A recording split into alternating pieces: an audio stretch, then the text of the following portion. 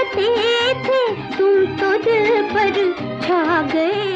60 के दशक की एक ऐसी अदाकारा जिसने पर्दे पर उतरते ही सनसनी मचा दी। हमारे दम से ही दुनिया इश्क है कायम, हमारे दम से दुनिया। उनकी 3 पीढ़ियां हिंदी फिल्मों से जुड़ी रहीं और उनके बेटे ने भी फिल्मों में कदम रखते ही युवा दिलों में जगह बना ली थी।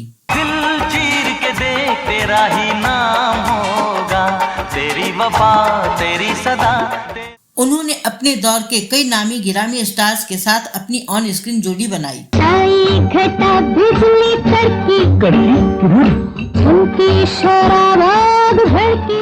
लेकिन क्या आप जानते हैं कि इतने बड़े स्टार्स के साथ काम करने के बावजूद उन्हें कभी बड़ी फिल्मों की हीरोइन का दर्जा नहीं मिल पाया।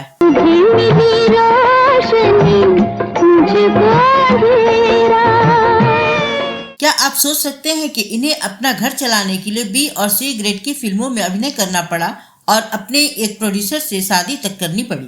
कोई आँख मिला के देखे, कोई प्यार जता के देखे, दिल वालों लेके आई हूँ मैं। और क्या आप यकीन करेंगे कि इस हीरोइन के पति ने ही इन्हें एक दिन अचानक गोली से उड़ा दिया और इनका पूरा परिवार भी तबाह और बर्बाद हो गया।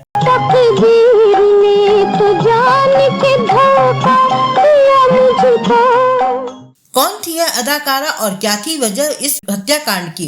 क्या उनकी नाजायज कहलाने वाली औलाद बनी थी उनकी मौत का कारण? और क्या थी उनकी बहन की असलियत जो एक कॉल गर्ल व डांसर से बनी सुपरहिट फिल्मों की स्क्रिप्ट राइटर? क्यों इस अदाकारा की जिंदगी बेहद विवादित और दुखों व तकलीफों से भरी रही? जानेंगे और भी बहुत कुछ, बस आप बने रहिए हमारे साथ। ये मौसम रंगीन समा खैर जरा ओ जाने जा, तेरा मेरा मेरा तेरा प्यार। नमस्कार दोस्तों, आप देख रहे हैं ड्रामा सीरीज इंडियन और मैं हूं कविता।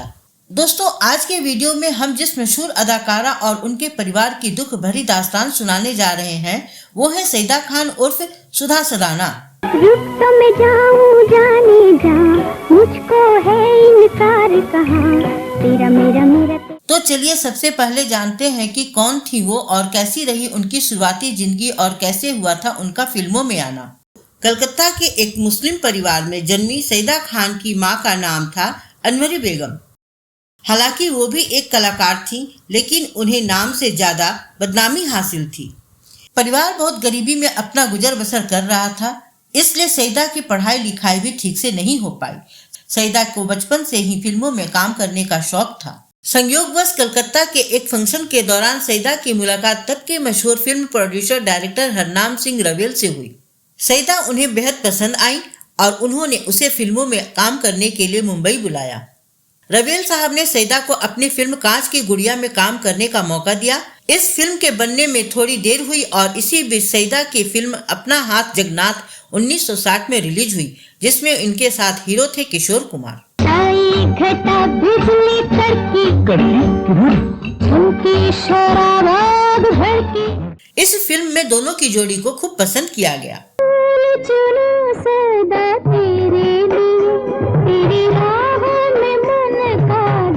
साल 1961 में रिलीज हुई फिल्म कांच की गुड़िया भी पसंद की गई और इस तरह फिल्मों में सईदा खान की शुरुआत अच्छी रही। तुम्हारा प्यार मेरी जिंदगानी का सहारा। इस फिल्म में उनके साथ मनोज कुमार नजर आए थे।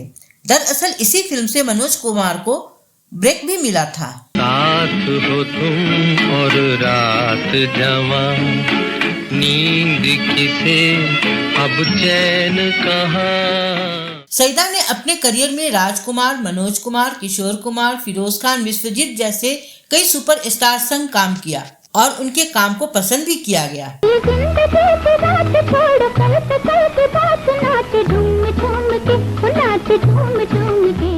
लेकिन सईदा को बड़े बड़े कलाकारों के साथ काम करने के बावजूद अच्छी फिल्मों में काम मिलना कम होने लगा था और इनको फिल्मों में काम नहीं मिल पाने का एक कारण ये भी माना जाता है कि तब तक की हिंदी फिल्मों में अच्छी डांसर अभिनेत्रियों का आना शुरू हो चुका था, मगर सईदा को क्लासिकल डांस करने का कोई खास अनुभव ही नहीं था। हालांकि सईदा मासूम और सुंदर जरूर थी। जब सईदा को अच्छे रोल नहीं मिले तो मजबूरन उन्हें बी और सी ग्रेड फिल्मों में काम करना पड़ा। इसके पीछे वजह यह भी थी कि सईदा ही अपने परिवार में अकेली कमाने वाली थी। उनके परिवार में उनकी माँ और बहन भी साथ रहते थे। सईदा को ही उनका खर्चा भी उठाना होता था। जल्द ही सईदा छोटी फिल्मों की कलाकार बनकर रह गई और वो इसलिए डिप्रेशन में रहने लगी।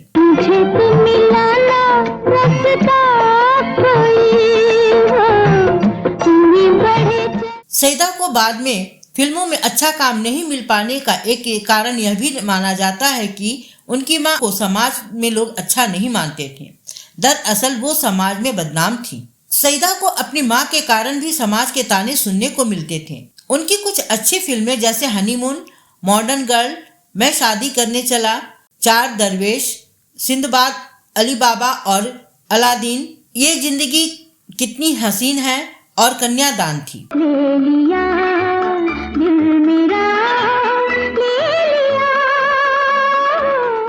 सईदा ने इन सब फिल्मों में अच्छा काम किया था।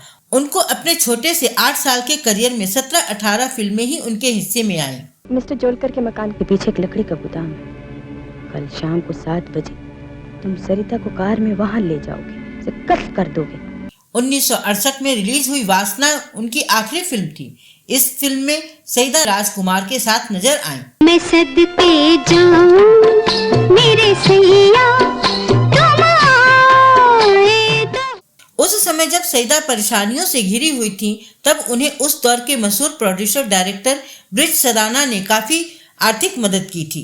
ब्रिज सदाना ने उनसे अपनी शादी करने की इच्छा भी जाहिर की, जिसको सईदा ने कबूल कर लिया और उनसे शादी कर ली। ये वही ब्रिज सदाना थे जिन्होंने 60 और 70 के दशक में 2 भाई, ये रात फिर ना आएगी, एक से बढ़कर एक, Victoria number 203, night in London, यकीन और प्रोफेसर प्यारेलाल जैसी हिट फिल्में बनाई थी। शादी करने के बाद सईदा सुधा बन गईं और उन्होंने फिल्मों में काम नहीं किया। सुधा सदाना को शादी के बाद 2 बच्चे हुए, एक बेटा और एक बेटी। उन्होंने बेटी का नाम नम्रता रखा और बेटा का नाम कमल रखा। सुधा सदाना जब भी किसी पार्टी में जाती या कि अपने दोस्तों से मिलती तो अपने पति की काफी तारीफ करती थी। लेकिन आगे चलकर उनकी जिंदगी में एक ऐसी घटना घटी जिससे लोगों को उनकी असल जिंदगी का पता चला। उनके जीवन में घटी इस घटना से पूरा बॉलीवुड हैरान था। बात है 21 अक्टूबर 1990 की। उस दिन उनके बेटे कमल का 20वां जन्मदिन था। उस दिन घर में हर साल की तरह चारों तरफ जश्न का माहौल था। उनका घर एक डुप्लेक्स था और कमल ऊपरी मंजिल पर अपने दोस्तों के साथ जन्मदिन की पार्टी कर रहे थे। तभी उन्हें निचली मंजिल से अपने मम्मी पापा के लड़ने की आवाज सुनाई दी। उन्होंने दोस्तों से कहा, मैं मम्मी पापा को देखकर आता हूँ। वो बाहर आ ही रहे थे कि तब तक गोली चलने की आवाज आई। वो भागकर पहुंचे तो देखा कि उनके पिता शराब के नशे में धुत हाथ में गन लिए हैं और उनकी माँ सईदा और बहन नम्रता दोनों खून में लथपथ पड़ी छटपटा रही हैं। ब्रिज सदाना ने पहले अपनी पत्नी को गोली मारी थी, फिर माँ को बचाने के लिए आई बेटी को भी गोली मार दी थी। ये खौफनाक मंजर देख कमल के मुंह से चीख निकली। तभी पिता ने बेटे को देख उन पर भी गोली चला दी, जो उनके गले को छूती हुई निकल गई और वो वहीं बेहोश होकर गिर गए। इसके बाद पिता ने एक और गोली चलाई जो कमल के दोस्त हैरी के हाथ पर जाकर लगी। कमल सदाना बेहोश होकर जमीन पर गिर गए। इसके बाद हैरी और रिजवी कमल को लेकर अस्पताल गए, जहां इनका इलाज किया गया। होश आने पर इन्हें पता चला कि इनकी मां और बहन की मौत हो चुकी है। अस्पताल से लौटते हुए सुबह के 3 बज चुके थे। तब तक कमल के दोस्त भी वहां आ चुके थे, पर ये सब खतरनाक मंजर देख वो घबरा गए। कमल को जब कुछ समय बाद होश आया तो उन्होंने बताया कि उनके माता पिता आपस में अक्सर लड़ाई किया करते थे।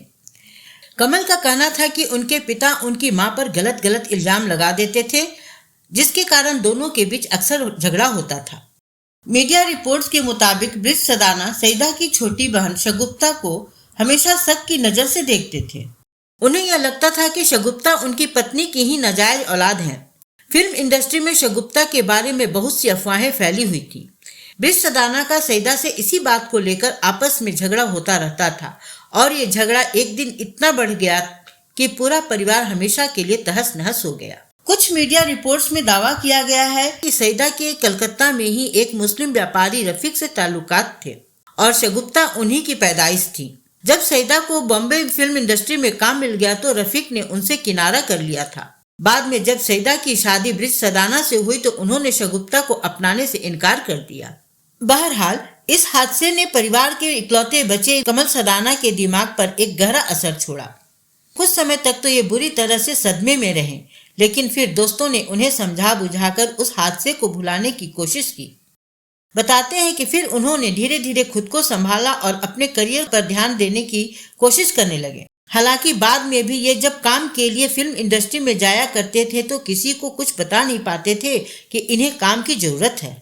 किसी तरह समय बदला और इन्होंने फिल्मों में अपने करियर की शुरुआत की। इस हादसे के करीब 2 साल बाद कमल ने बॉलीवुड में 1992 में आई फिल्म बेखुदी से एंट्री की। आएगी मेरी याद जब होगा बुरा हाल तो देख। फिल्म अभिनेत्री तनुजा की बेटी काजोल की भी यह पहली फिल्म थी।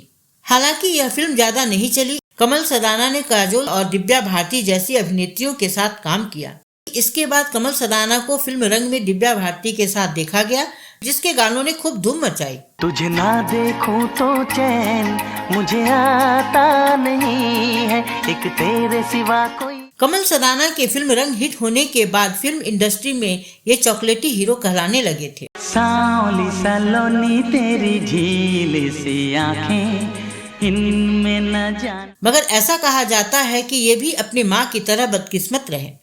रॉक डांसर, कर्कश, बाली उमर को सलाम आदि इनकी फिल्में नहीं चल पाईं। कमल ने अपने पिता की बनाई हुई फिल्म विक्टोरिया नंबर 203 का दोबारा रिमेक भी किया, लेकिन ये फिल्म भी नहीं चल पाई। इन्होंने अपनी मां की तरह जल्दी ही फिल्मों से किनारा कर लिया। हीरो के तौर पर जब कमल का करियर ठीक नहीं चला तो इन्होंने कर्कश, विक्टोरिया नंबर 203 जैसी फिल्मों का निर्माण और निर्देशन भी किया। खैर, वक्त बीता और करीब 30 साल बाद ये एक बार फिर से साल 2022 में आई फिल्म सलाम वेंकी में काजोल के साथ नजर आए। It was just really really nice. Of course हम मिल चुके हैं बीच में भी और जानते हैं एक दूसरे के हालचाल या जो भी हो रहा है एक दूसरे की जिंदगी में, बट आई थिंक काम करते वक्त 30 साल बाद काम कर रहे हैं, तो it was lovely working with you Kamal. इस हादसे के लगभग 11 साल बाद 2001 में कमल सदाना ने फिल्मों में मेकअप आर्टिस्ट लिसा जॉन से शादी की। बता दें कि जिस जगह पर इनका बंगला हुआ करता था उसी जगह पर उस बंगले को हटाकर रहेजा बिल्डर्स के साथ मिलकर एक टावर खड़ा किया गया, जिसका नाम है रहेजा कमल। इसी इमारत में अपने पेंट हाउस में कमल सदाना अपने परिवार के साथ सुकून की जिंदगी गुजार रहे हैं। आपको यहाँ ये भी बताते चलें कि सईदा की मौत के बाद उनकी छोटी बहन शगुफ्ता अकेली रह गईं। उन्होंने अपनी माँ और भाई के लिए बहुत से छोटे और गंदे काम भी किए। शगुफ्ता को कॉल गर्ल व बार गर्ल के रूप में भी काम करना पड़ा, मगर ये अंदर से स्ट्रांग थी और जल्दी ही शगुफ्ता उस गंदी दलदल से बाहर निकल आई। किस्मत ने भी इनका साथ दिया और फिल्म डायरेक्टर महेश भट्ट ने भी इनकी सहायता की। शगुफ्ता ने अपनी जिंदगी के कड़वे अनुभवों को कहानी के रूप में लिखा। इनकी लिखी कहानियां महेश भट्ट को पसंद आईं। इनकी कहानियों पर महेश भट्ट ने फिल्में बनाई और दर्शकों को बहुत पसंद भी आई। आपको जानकर हैरानी होगी कि शगुफ्ता अब फिल्म इंडस्ट्री का एक जाना माना नाम बन चुकी हैं। आपने इनकी लिखी कुछ फिल्में जरूर देखी होंगी, जिनके नाम हैं वो लम्हे, आवारापन, राज 2, राज 3, जिस्म 2, मर्डर 2, आशिकी, हमारी अधूरी कहानी आदि। अपनी उजाड़ और बेरंग जिंदगी से बचने के लिए आपने ये सब किया है और मैं बेवकूफ समझती थी कि मैं अपनी जरूरतों के लिए यहाँ आई हूँ। मैं सड़क पर पड़ा हुआ कोई सिक्का नहीं हूँ। शगुफ्ता रशीद की पूरी कहानी हम किसी और वीडियो में बताएंगे। सईदा और उनकी बहन शगुफ्ता की असल जिंदगी की सच्चाई क्या होगी यह हम नहीं जानते, मगर सईदा की दुख भरी जिंदगी का अंत बहुत हैरान करता है। हमारी यही प्रार्थना है कि ईश्वर उनकी आत्मा को शांति दे। आपको हमारा आज का ये एपिसोड कैसा लगा कमेंट बॉक्स में लिखकर जरूर बताइएगा। चलते चलते एक बात और, अगर आप इसी तरह की फिल्मी खबरों और बैक स्टेज कहानियों के शौकीन हैं तो हमारे दूसरे चैनल कविता टॉकीज पर भी अवश्य आएं। वहां हम दिखाते हैं फिल्मों और टेलीविजन जगत के किस्से एक अलग अंदाज में। तो अब दीजिए अपनी होस्ट और दोस्त कविता को इजाजत। नमस्कार।